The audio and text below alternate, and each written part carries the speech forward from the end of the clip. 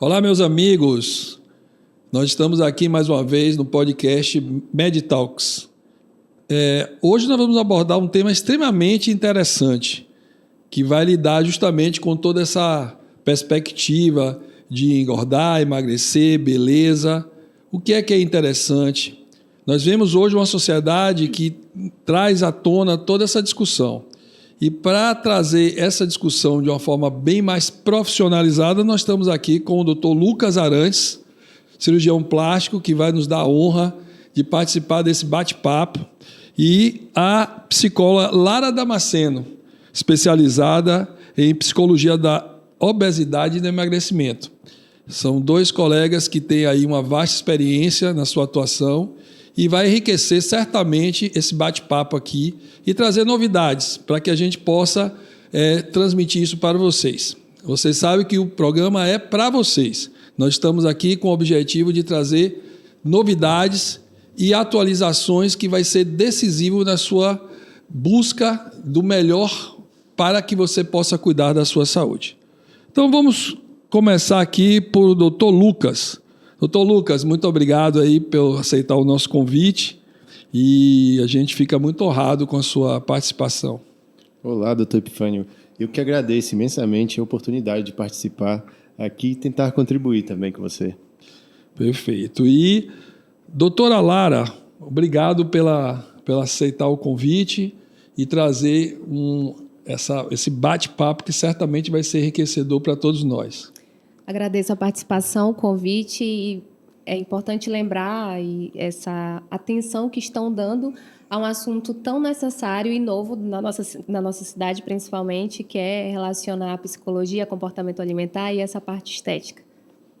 Perfeito. Eu queria também agradecer aqui aos nossos patrocinadores, a SOS Otorrinos, a clínica 24 horas de otorrinos aqui na cidade de Santarém, a VF7, a nossa agência de turismo, que nos dá essa oportunidade de desenvolver esse trabalho nesse podcast, e ao Alto Posto Pérola do Tapajós, um posto diferente, aquele que cuida de você. Então vamos, doutor Lucas, eu queria saber, assim, na sua prática diária, quais são as principais cirurgias plásticas que você tem indicações que os pacientes te procuram, né? Como é que é esse dia a dia do cirurgião plástico? A gente tem assim uma imagem assim da cirurgia meio fantasiosa, os nossos espectadores, né? Como é que você lida com essa situação? As principais cirurgias feitas são de contorno corporal. Assim, mamoplastia, cirurgia da mama, lipoaspiração, abdominoplastia, e inclusive são as cirurgias mais feitas no mundo, né? De todas as cirurgias, o número de lipoaspiração ou mamoplastia, elas ficam ali um ano, uma ganha da outra, assim, mas é disparado as cirurgias mais feitas no mundo. E esse aí é o que a gente passa todo dia para tentar ter um contorno corporal bom. O paciente hoje em dia busca muito isso, principalmente aqui na nossa cidade de Santarém, que é uma cidade com praias. Então, é o forte, né? Mas também procuro para a cirurgia de face e tal, mas pouco menos. O forte é mais contorno corporal mesmo. Doutora Lara, o doutor Lucas falou do contorno corporal. E aí eu queria saber, a sua visão como psicóloga, os distúrbios alimentares que você normalmente atende no seu consultório, obesidade, anorexia, como lidar com esse contorno corporal? Porque a gente observa que a cirurgia, né, doutor Lucas, não vai trabalhar com emagrecimento, de forma alguma. Então, como é que você lida com esse paciente? Na verdade, esse paciente chega depois de várias tentativas, depois de algumas cirurgias plásticas e de vários acompanhamentos com nutricionistas, nutrólogos e outros profissionais da área. E quando ele não alcança o contorno que ele idealiza, que ele gostaria de ter, e verifica que já é um problema, o efeito sanfona, ele busca a questão psicológica para entender o que está acontecendo. É muito frequente receber pacientes obesos, sobrepeso ou em obesidade já, e também com a compulsão alimentar periódica. A anorexia não é um transtorno que a gente vê com facilidade em consultório, nos atendimentos. Porque a pessoa não aceita, não reconhece no primeiro momento que é um problema. A magreza ali simboliza o padrão. Então, ele se sente confortável até o momento que vai trazer literalmente prejuízos para a saúde. E no momento que ele recebe que apresenta prejuízos, geralmente a família leva. Então, é uma demanda que geralmente não chega com facilidade na clínica. Obesidade, compulsão e, em alguns casos, a bulimia são as mais frequentes. Doutor Lucas, você colocou que a lipoaspiração certamente é a cirurgia mais realizada pelas mulheres, principalmente aqui na cidade de Santarém, em virtude das praias. Como abordar essa paciente quando ela se apresenta no sobrepeso? Eu sei que é uma sinuca de bico, né? Sim. Como é que você... Eu vejo, inclusive, doutora Lara, para mim é uma novidade, né? A participação da psicologia nos transtornos alimentares. A gente sabe que existe, sim, né? É igual o duende, né? E mula sem cabeça. A gente sabe que tem, mas a gente não vê isso de forma prática, né? Então eu queria saber dessa interação, há essa possibilidade, como é esse dia a dia, doutor Lucas, no caso das indicações de lipoaspiração e como abordar esses pacientes que estão no sobrepeso? A gente tem que abordar da forma mais segura possível. Então, assim, segurança é em primeiro lugar. Não adianta fazer uma cirurgia plástica onde não se tenha segurança. Um exemplo, se a pessoa estiver muito acima do peso, a gente costuma falar assim, que os estudos mostram que o peso IMC, que é um cálculo que a gente faz com a altura e o peso e tal, tem que estar em torno de 27. Isso é um cálculo que lá no consultório a gente faz com algumas informações do paciente. Se estiver muito longe disso, já classificando obesidade, ou então sobrepeso ali já com 29, 30, aí, e bem acima de 27, não adianta a gente operar esse paciente. A cirurgia plástica não vai emagrecer o paciente, a gente vai dar o contorno para ele, a gente vai fazer uma cirurgia onde a gente vai modificar o corpo dele, não com a intenção de emagrecer. Então, eu não posso lipoaspirar um paciente a ponto de tentar emagrecer esse paciente numa lipoaspiração. Eu não posso tentar fazer uma abdominoplastia tirando aquele excesso de tecido com a intenção de emagrecer. Existe cirurgia que a gente chama assim, cirurgias higiênicas. Em alguns casos que a gente faz naqueles super obesos que precisam andar, precisam fazer alguma coisa. Então, a gente faz uma cirurgia pré-bariátrica. Então, já é outro caso. Mas, assim, no geral, a gente tem que educar o paciente para ele perder peso, para ele chegar, no máximo, no IMC ali em torno de 27 para baixo. Pode estar 28, de repente o paciente tinha um IMC de 35 e tal, perdeu bastante peso, então a gente já tem pele suficiente para fazer a cirurgia. Então, o IMC dele ali está 28, a gente vai usando bom senso para indicar a cirurgia, mas assim, tem que estar em torno de 27 para baixo. E assim a gente diminui os riscos de várias complicações, como sangramento, infecção, trombose e infinitas complicações. E até mesmo, em alguns casos, a gente não consegue fazer a cirurgia por causa de uma forma física, a gente não consegue chegar àquela pele numa abdominoplastia. Assim, a pele do umbigo tem que chegar lá embaixo, assim, abaixo, geralmente, da cicatriz de cesárea, essas coisas.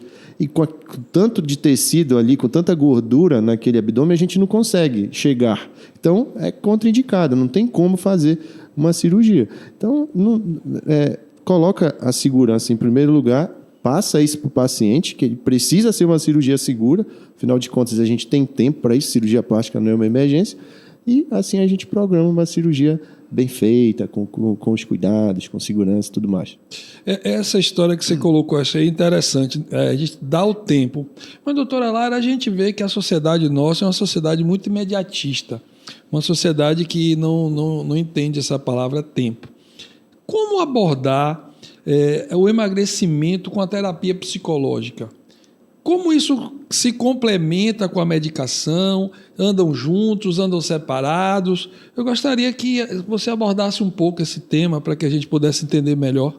A questão do emagrecimento dentro do contexto do comportamento alimentar multidisciplinar. Precisamos de vários profissionais para ajudar esse paciente.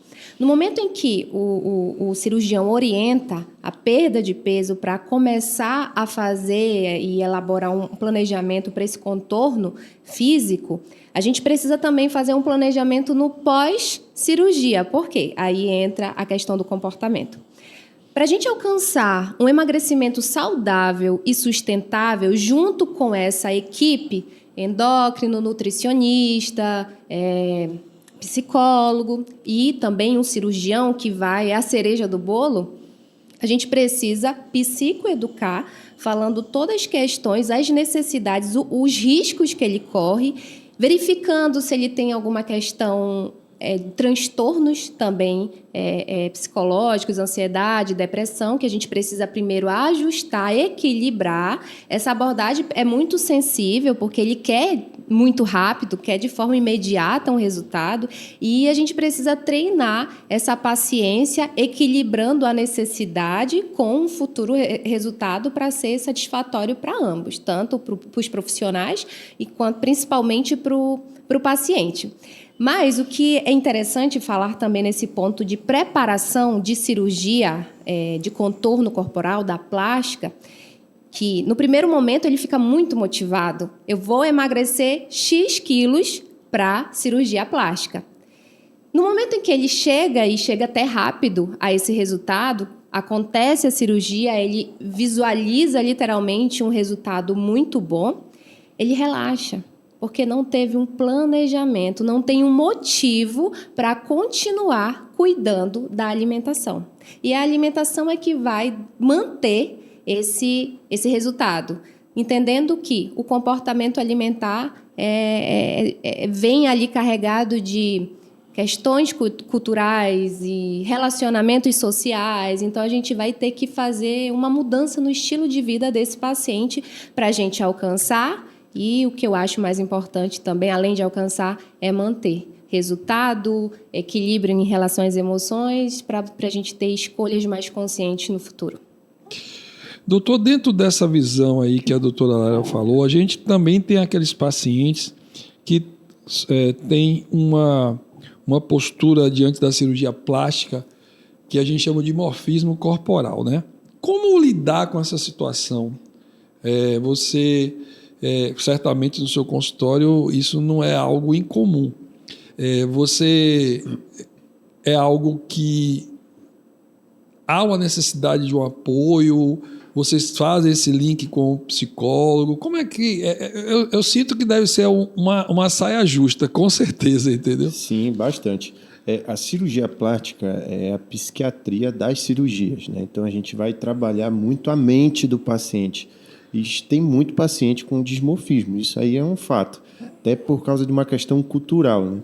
Então, a gente sempre recorre ao psicólogo, a gente sabe que é muito difícil, até por questões financeiras, o paciente tem várias barreiras para ele chegar no psicólogo. A primeira é financeira, a segunda é acessibilidade, às vezes ele não sabe com quem ir, vergonha. Então, assim, tem barreiras enormes para até o paciente chegar no psicólogo. Mas é extremamente importante.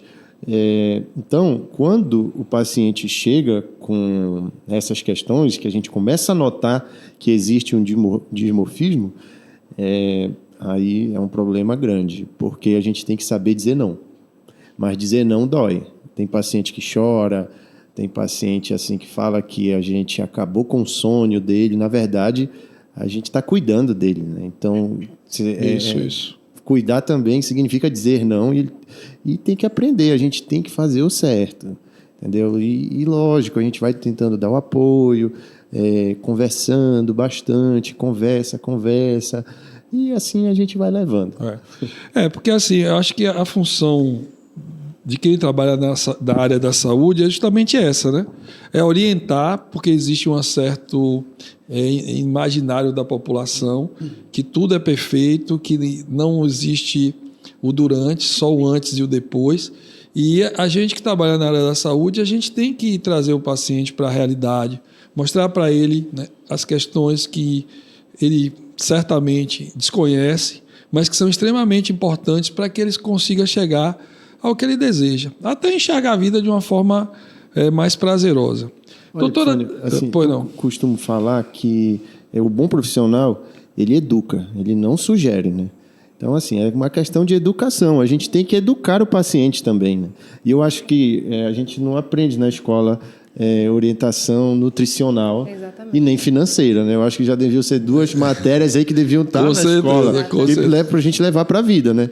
A alimentação, sem dúvida nenhuma, eu acho que é uma dos pilares principais da nossa vida. E a gente não aprende isso em nenhum lugar.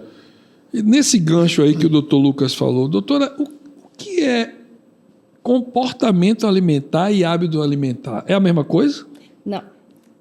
O comportamento alimentar é tudo que envolve aquele indivíduo, o ambiente que ele está inserido. Aí a gente também traz a questão as questões sociais, onde ele participa, a genética. Enfim, é importante lembrar nesse ponto que é onde começa esse comportamento que lá atrás, na infância, que geralmente as crianças ali de 5, 6 anos, 7 anos, quando eles apresentam algum comportamento que não é tão interessante para os pais em um ambiente público, um choro ou uma birra que é natural de uma criança, e a mãe, pensando em não incomodar quem está próximo, ela vai tentar conter aquela criança, e naquele momento ela vai oferecer alguma coisa.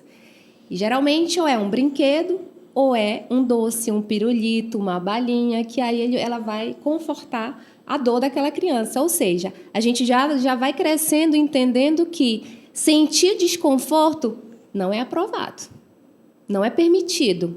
E a gente não tem punição por comer em excesso. Pelo contrário, é estimulado. Geralmente é uma recompensa e é gostoso, traz uma satisfação, a questão mesmo neurológica. Já é comprovado, a ciência atrás, que a comida ela atinge áreas do cérebro que vai trazer esse conforto. Então é uma solução imediata, mas que não é uma solução imediata, não traz, na verdade, não resolve o problema, e a gente entra no ciclo. E nesse momento começa o ciclo de comer, sentir emoção, é desconfortável? Come novamente. Sinto a emoção, é desconfortável? E aí como novamente. Então, somos alimentados, literalmente, nesse comportamento por entender, literalmente por falta também de saber. Não julgo, não culpo, porque falta a informação. Tanto que a psicologia do comportamento alimentar na nossa cidade, na nossa realidade, é muito novo. O hábito alimentar, o que seria? O hábito é o meu comportamento diante daquele alimento. Como eu me comporto, como eu vejo, o que eu faço, qual a minha reação diante de um bolo, diante de um salgado, de uma comida mais palatável, que são aquelas comidas mais saborosas, as comidas que são mais calóricas, que trazem essa sensação de bem-estar imediato. Entendi. Doutor, e um pouco abordando a parte cirúrgica, a gente tem um questionamento muito grande aí sobre as próteses mamárias, né? Virou aí essa confusão, né? Essa briga entre a indústria e a parte médica, no que diz respeito de é algo preocupante, não é algo preocupante. Eu gostaria que o senhor falasse um pouco a respeito dessa questão da prótese mamária. Olha, a prótese não é algo preocupante. Pelo contrário, é muito simples. A cirurgia, colocar um silicone, assim, a gente tem muito pouco problema. Quando acontece um problema numa cirurgia, devido ao implante, rejeitou, alguma coisa assim do tipo, se a gente for fazer uma estatística, é muito baixo. E o que se tem falado muito é na questão do explante pela doença do silicone. Isso. E a doença do silicone veio à tona depois assim, da internet. A gente sabe que todo mundo segue, tem um boom, aí começa o pessoal ganhar like por um assunto. Então, uma pessoa já começa a se aproveitar daquele assunto, um influenciador de tal lugar. Né? Exatamente. Aí a influenciadora faz o procedimento, a gente não sabe se realmente ela estava com a doença, enfim, porque qualquer pessoa pode pedir para tirar o silicone. Se ela colocou, ela pode ter o direito de chegar lá e fazer a cirurgia do explante, né, que é a retirada da prótese do implante de silicone. Mas os estudos mostram que somente 2%, 1 a 2% das pessoas que têm o silicone, que têm o implante, vão ter a doença do silicone, que são que geram aqueles sintomas de dor, depressão, alergias e outras coisas que estão envolvidas só pelo fato da presença do silicone.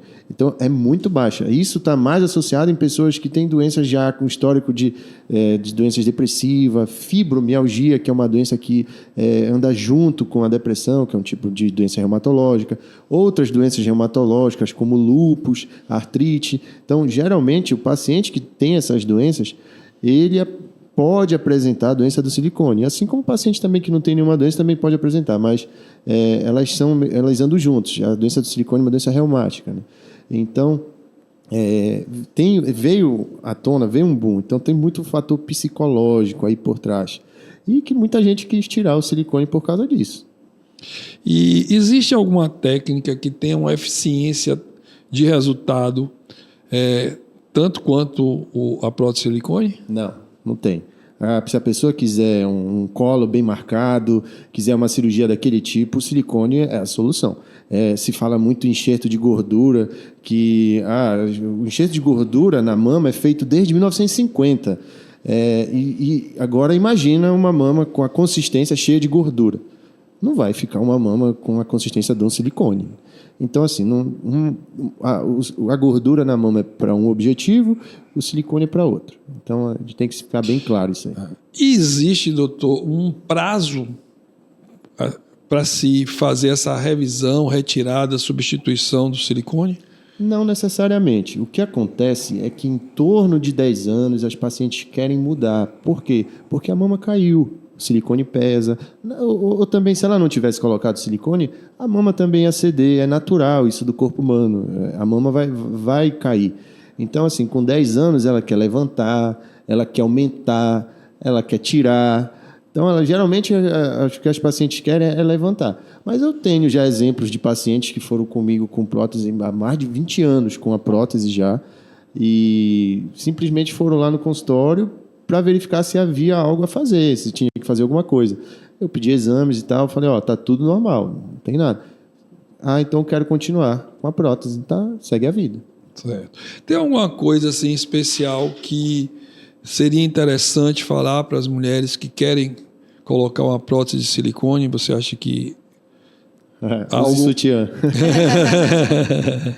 Acho que esse é o meu conselho. E o que a gente tem que ter noção é que vai depender muito do momento da vida da paciente. Por quê? Tem paciente que quer aumentar muito logo de cara, entendeu? E às vezes faz uma cirurgia, aí começa a pensar, poxa, eu deveria ter aumentado mais e tal, não sei o quê. Não, a gente tem que ter noção que é uma cirurgia, e é um corpo estranho que vai entrar ali no corpo da pessoa. Então não pode se fazer de qualquer forma, de escolher qualquer tamanho, qualquer maneira e isso aí fazendo. Não, é bom ser bem orientado, ter noção, pensar a longo prazo, o que vai pesar essa prótese. Então, tudo isso a gente conversa ali na consulta e chega ao melhor volume, ao melhor de acordo com a ideia que a paciente quer, que ela passa para a gente. A idade também influencia? A idade, com certeza, vai influenciar muito.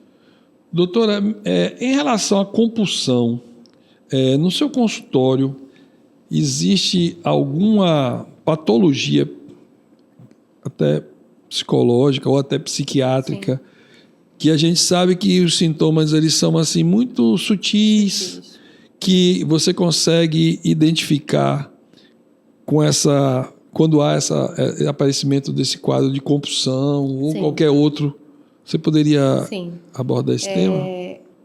Sempre, quando o paciente chega com a demanda de compulsão, a gente tem que pensar em ansiedade e depressão.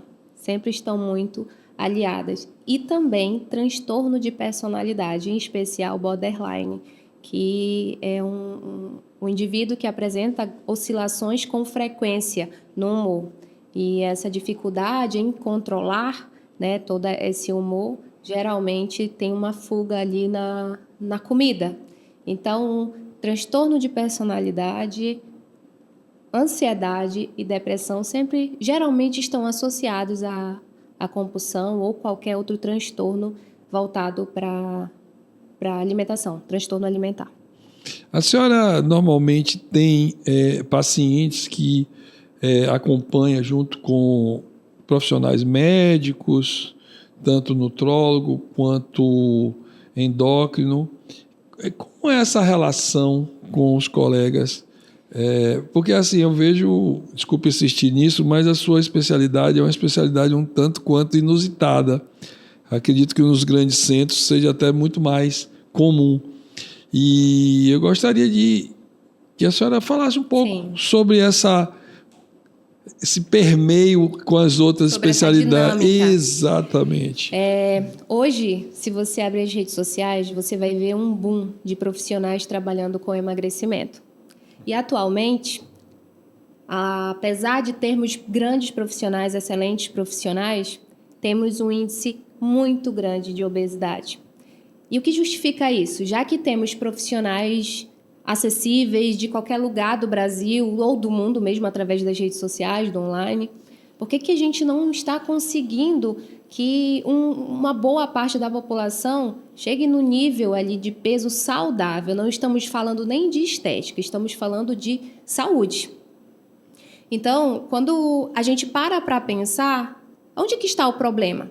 Temos os profissionais conduzindo de forma muito, muito boa, inteligente, um cardápio alimentar, as questões da medicação, quando temos ali níveis de obesidade, e mesmo assim a gente não estamos tendo um resultado tão satisfatório. E quando para um acompanhamento, temos o efeito sanfona. Isso se explica, de acordo com toda essa fala, toda essa urgência em emagrecer, que temos um problema comportamental.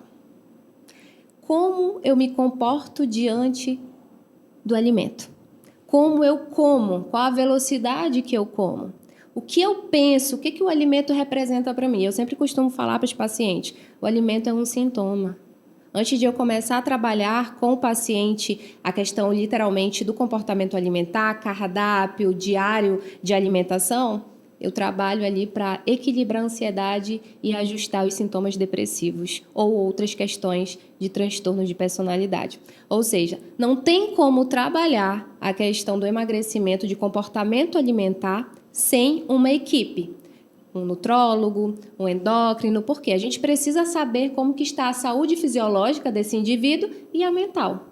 A mental é como se fosse o carro, é o que vai direcionar. Eu saber dizer não no momento adequado. E aí a gente entra com as dificuldades que um indivíduo que apresenta essa dificuldade em manter um peso ou emagrecer, que são as distorções cognitivas, que são pensamentos inadequados diante de uma situação, de um estresse, regulação através da comida, que é o conforto através daquela comida e passa com muito rápido também, com 3, 5 minutos já aquele conforto já acabou. E também temos a dificuldade nas habilidades sociais, que é o dizer não ou até mesmo sustentar o não. Me oferece comida e eu não consigo dizer não. Estou em um evento social e não consigo não comer. Então, quando a gente fala em emagrecimento, a gente fala principalmente de aspectos psicológicos, comportamentais. Certo. Doutor Lucas, diante disso que a doutora Lara falou, a gente observa que o dia a dia do cirurgião plástico não é fácil, né? Porque a gente se depara com situações em que os pacientes chegam com uma demanda que é muito mais, às vezes, de ordem psicológica do que de ordem física. E nessa abordagem que vocês têm, é comum, assim, você fazer uma avaliação, pedir uma opinião de um outro profissional médico. A gente sabe que isso às vezes gera um ruído no relacionamento com o paciente, né? Porque o paciente ele vai ao cirurgião plástico com o objetivo de definir uma estratégia para a cirurgia. Aí quando você vem falando de outras coisas que não tem nada a ver com a cirurgia, frustra, né? Perdeu o paciente. Ele vai procurar outro e nesse meio que vai encontrar alguém que não tenha esse cuidado. Existe assim alguma situação, o que você faça, o que você conheça a nível Brasil, de um serviço que você acha que é interessante, para a gente trazer aqui para o nosso público que está nos assistindo, que você, né, até para eles pesquisarem e terem acesso e, de repente, abrir um pouco mais, né, essa ideia. Você conhece? Você queria falar alguma coisa sobre isso? Olha, o que mais vai levar em conta, com certeza, é a parte financeira de todo essa conjuntura, assim, de reunir um profissional junto para a gente encaminhar. Tipo, o paciente chegou aqui, paciente de plástica, fazer estética, vamos encaminhar para o nutrólogo, vamos encaminhar para um psicólogo, vamos encaminhar para o nutricionista. Isso não é comum, não. Não tem como dizer que é comum, porque não é. E existem clínicas no Brasil, lógico, mas são poucas. Não, os mesmos grandes cirurgiões, os meus colegas que operam em grandes centros e tal, acredito também que não é comum. Lógico que tem colegas que já fazem a consulta, tem que passar pelo psicólogo. Só que assim, nos congressos isso é muito discutido. Uns falam que é bom, outros falam que não é bom não, que é ruim. Porque justamente isso acaba, às vezes, amedrontando o paciente, entendeu? E outros fatores. Mas, para a gente conseguir, o ideal seria se tivesse um apoio psicológico, o paciente fizesse a cirurgia e já contasse com esse apoio, que tivesse uma educação nutricional para o que ele pode comer. Então, assim, o que eu faço aqui, eu bato muito nessa tecla lá no consultório. Eu falo para os pacientes, assim, se você tem um padrão de comer muito, você vai ser uma pessoa com o corpo de quem come muito. Então, assim, o que você tem que fazer? Eu quero emagrecer. Então, vamos pensar daqui a 3 meses, como é que você vai estar? Tá, eu quero emagrecer 10 quilos. Quantos quilos você tem? 80. Eu quero chegar a 70. Então, o que uma pessoa de 70 quilos está fazendo? O que ela precisa fazer para chegar a 70 quilos? Então hoje eu vou continuar comendo muito. Então daqui a 3 meses você vai estar com o meu peso, ou então a mais. Vai ter aumentado o peso. Então não adianta. Então essa educação a gente já faz lá no consultório. A gente mesmo, como médico, eu vou falando lá para o paciente, olha, então você precisa emagrecer. Procura um nutricionista, vai no nutricionista. Uns vão, a maioria não vai. Mas assim, tem paciente que se esforça direitinho, chega lá com peso, a gente bota uma meta, perde peso de 1 quilo, meio quilo a 1 quilo por semana. Aí ele vai perdendo devagar e vai ser uma forma consistente. E o mais importante, que isso aí eu acho que eu falo para todos os pacientes. Quanto mais você se esforça, melhor o seu resultado.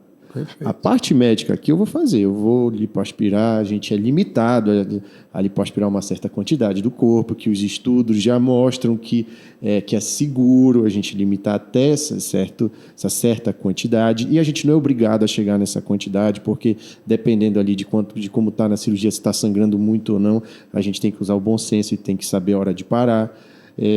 Então, o paciente sai com esse recado. Quanto mais ele se esforçar, melhor vai ser o resultado, porque a nossa parte aqui médica a gente vai fazer. Na cirurgia a gente vai tirar o que tem que tirar, vai fazer o que é possível.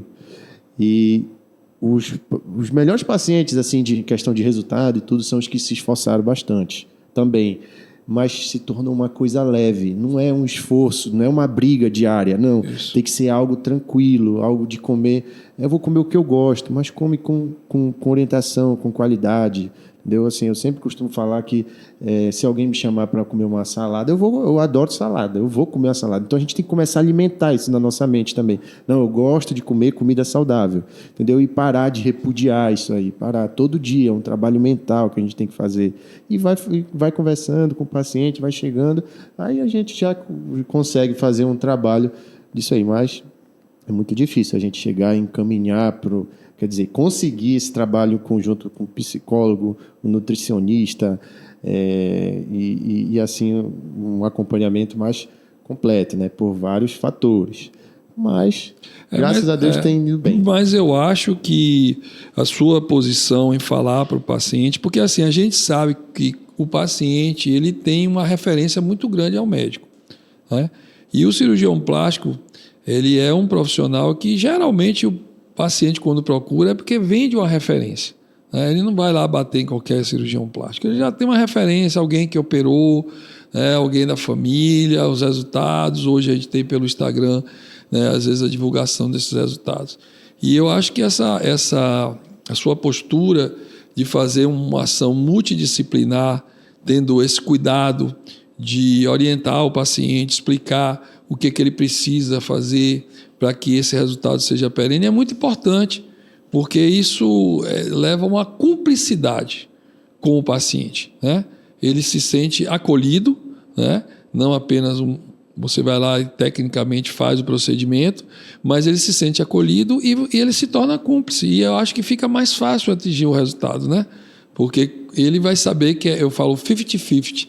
50% é o seu trabalho técnico e 50% são os cuidados que ele vai ter que ter e faz parte para ele conseguir o resultado. Então, eu acho que essa abordagem é bem bacana, né? Porque dá esse compromisso, né? A gente não pode esquecer que a gente é médico. Então, a gente vai estar levando um tratamento. Não é simplesmente chegar lá, eu quero aumentar minha mama. Tá bom, deita ali na mesa, vamos fazer. Não. A gente vai entender o que a pessoa quer, o que é possível e oferecer aquele tratamento. Entendeu? Então, é isso. Isso é importante, doutor, porque assim, a gente sabe, principalmente no que diz respeito à segurança, né? A gente observa, principalmente na mídia, né, televisiva, muitos resultados aí, né, que são desastrosos, inclusive muitas vezes levando o paciente a óbito, né? E a gente bate muito nessa tecla, né?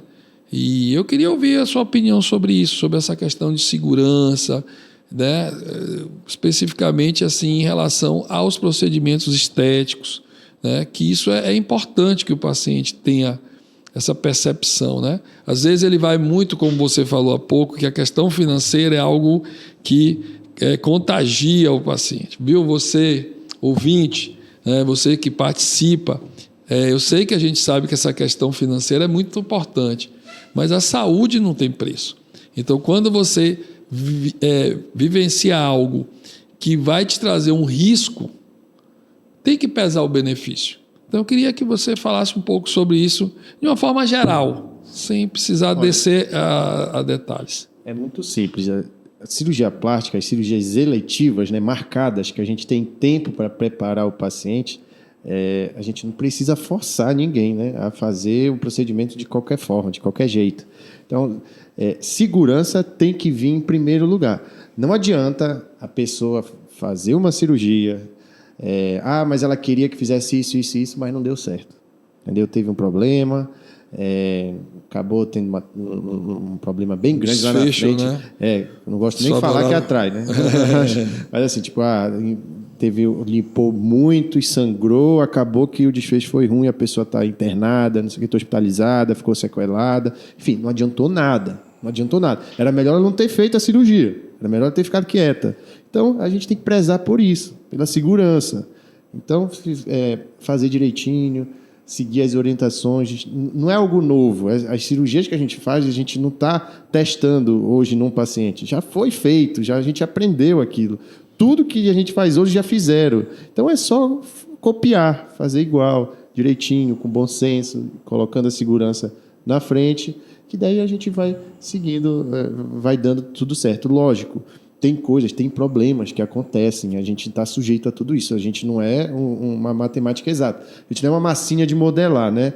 Que vai lá e vai ficar daquele jeito pronto. Não, o corpo é fisiológico, uma pessoa pode ter uma doença que a gente não sabia, poderia estar escondendo ali uma infecção que a gente não sabia, várias coisas podem estar acontecendo. O que importa é o profissional estar ali também para ajudar, para orientar. Ninguém quer causar um problema, nunca que um médico quer causar um problema no paciente. Então, vai, revisa as coisas direitinho. Poxa, aconteceu um problema? Então vamos resolver.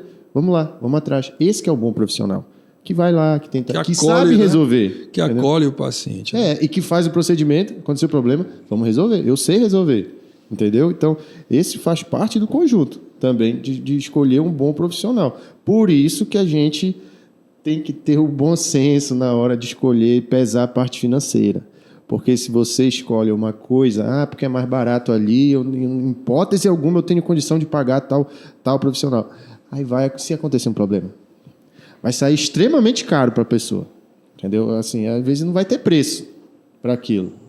Então, é importante. Essa educação que eu falei, financeira e nutricional, que a gente não tem na vida. E às vezes a gente aprende com a vida errando. Então, é melhor a gente perceber isso antes e ir atrás. Até aprender com os exemplos dos outros, né? Que a gente vê todo dia aí e a gente, teoricamente, não pode dizer que não sabia. Doutora, e dentro dessa visão imediatista que a gente vê que o mundo, né, vai caminhando nesse sentido, como lidar com a obesidade? A senhora tem uma receita, assim, algo que vai deixar aqui os nossos amigos e nossas amigas felizes agora e já começarem a... O sonho de todo profissional, acho que é ter uma receita e passar aí certeza de resultado. Infelizmente, não é assim que acontece, principalmente porque a gente tem que pensar em individualidade. Assim como o doutor ele pensa no contorno adequado para aquele corpo, eu preciso pensar em uma estratégia adequada para aquela pessoa que vem apresentando a questão da obesidade. A obesidade, ela é hoje um problema mundial. Estamos apresentando cada vez mais essas dificuldades na questão mesmo de saúde. E hoje, o que é mais orientado é literalmente usar o bom senso. A proibição não seria mais adequado. A postura rígida em proibir. É proibido comer o doce, é proibido comer o pão, porque isso não faz parte da nossa educação. Estimula, né? Justamente. Quando a gente pensa em proibição, a gente geralmente está pensando em um indivíduo que apresenta uma outra patologia, entendendo que a obesidade é uma doença, mas a condução dela precisa ser mais sensível. Quando a gente tem um paciente que apresenta um comportamento muito exagerado e um nível de obesidade muito grande, a condução psicológica e a nutricional ela precisa caminhar junto, justamente para desestimular aquele paladar. A gente não pode fazer uma ruptura de uma hora para outra dos alimentos, mas drástica, né? De forma alguma, porque isso lá na frente é bomba, vai explodir, vai voltar. Então, pensando em um resultado estável, permanente, eu sou cuidadosa com essa palavra, porque a qualquer momento a gente pode modificar nosso corpo dependendo do nosso contexto de vida. Então a gente precisa pensar na dessensibilização, que é um novo contexto voltado para uma alimentação adequada para a vida daquele indivíduo. Por exemplo, se ele come doce todos os dias, vamos tentar comer doce um dia sim, um dia não? Até ele entender e parar de sentir falta. Por quê? Porque ele não sente fome pelo doce. Ele sente conforto. É quase um condicionamento, né? Sim. É o conforto que o doce, as comidas palatáveis, elas trazem para o corpo. É uma satisfação. O corpo ele precisa de nutrição. E o que vai nutrir? São os alimentos mais saudáveis que os nutricionistas fazem excelentes cardápios. Só que a gente precisa pensar nessa sensibilidade desse indivíduo que foi super estimulado com essas comidas mais palatáveis, mais calóricas. E nesse momento a gente, como não tem a receita do bolo, infelizmente, seria bem mais fácil, a gente precisa entender o contexto do indivíduo e começar a fazer os ajustes. Por que as pessoas geralmente não buscam logo o acompanhamento psicológico? Logo no início a gente entende que a gente não aprendeu a valorizar as questões das emoções. Hoje, principalmente pós-pandemia, aí que o índice de obesidade disparou de 10%, estamos para mais de 60% da população em obesidade. A gente como não tem essa educação, ela é a última a ser procurada. No momento que nada deu certo, estou sofrendo muito, aí eu vou pensar na minha questão psicológica. Eu fico feliz de saber que tem profissionais hoje que têm essa sensibilidade, literalmente com o bom senso, né? De pensar no resultado, no melhor resultado para o paciente e já trabalhar essas questões necessárias, emocionais, paciência, entender que precisa de um tempo, é uma modificação nesse corpo e para se sustentar e ser saudável, ele precisa respeitar. Mas a questão de obesidade, ela é complexa. E a gente precisa dessa equipe, porque quando ele também alcança esse corpo, a gente precisa melhorar a estética, porque faz muita diferença.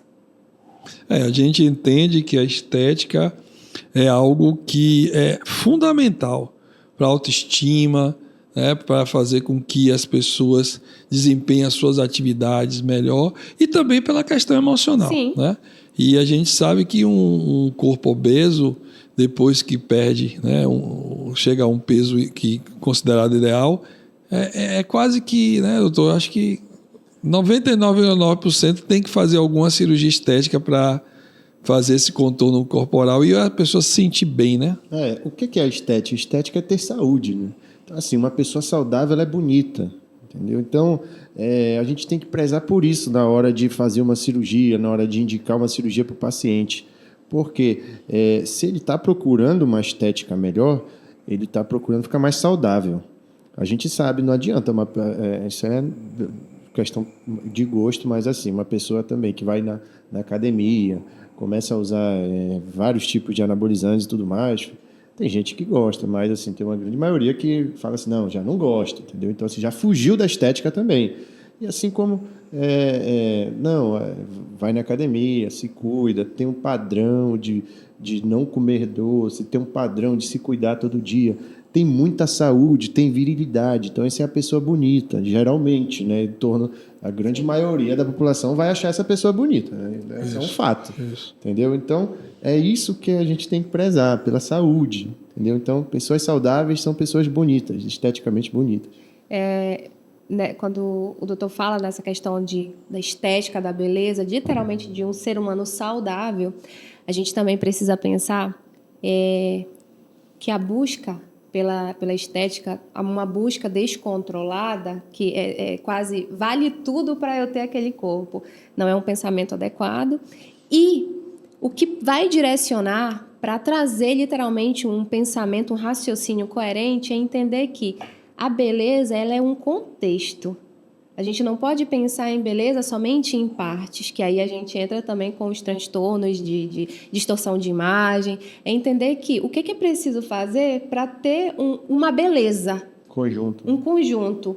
Porque a gente vê com frequência, principalmente em mulheres, é aquela celulite que está bem escondida, mas que está incomodando e gera todo um transtorno emocional para aquela pessoa.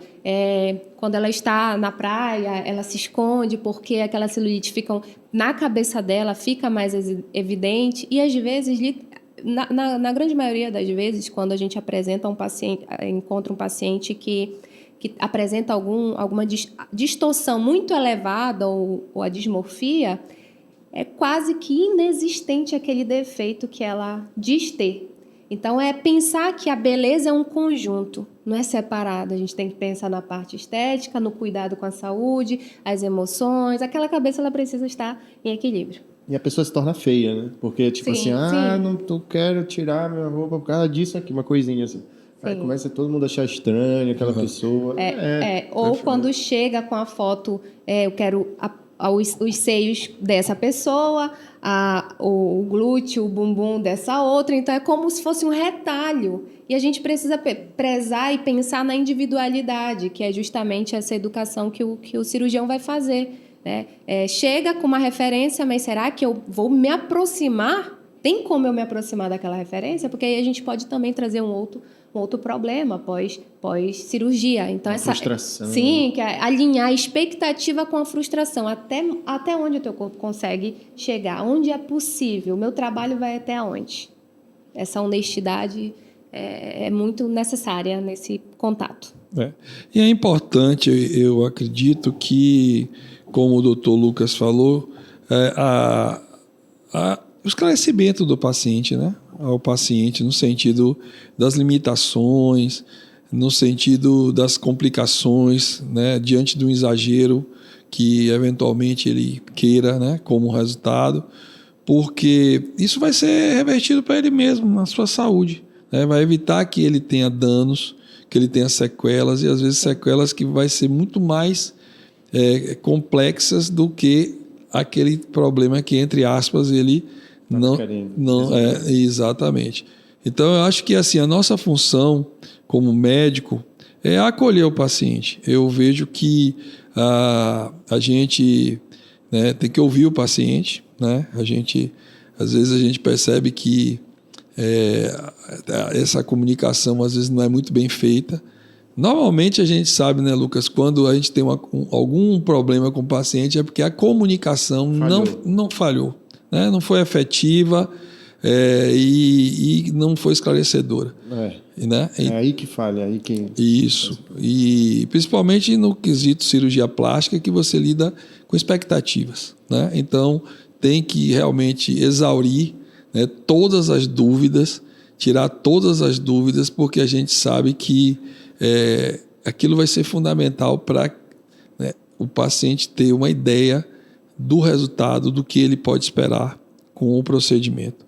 E eu fico muito feliz, né, de saber, né, a gente já se conhece, tenho certeza que você faz isso, mas eu fico feliz em você poder falar aqui para os nossos amigos e nossas amigas, a sua conduta, como você lida com esse dia a dia, porque eu acho que isso é importante para quem está do outro lado das câmeras, que não conhece.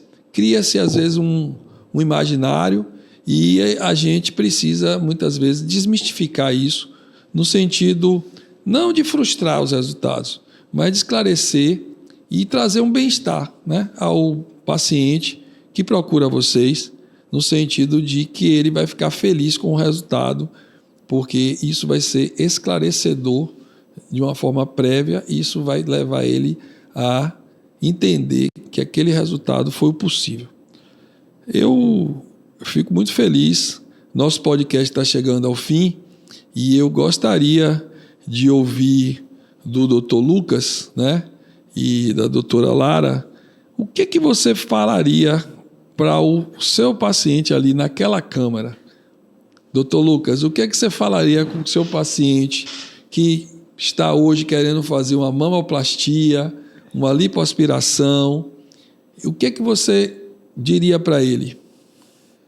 É muito importante usar o bom senso e ter clareza do resultado, da expectativa, e procurar, com certeza, um profissional que vai te examinar presencialmente e que vai levar a sério esse procedimento, porque cirurgia plástica não é brincadeira, é uma cirurgia, o índice de complicações é muito baixo, porém tem que ser bem feita e bem conduzida.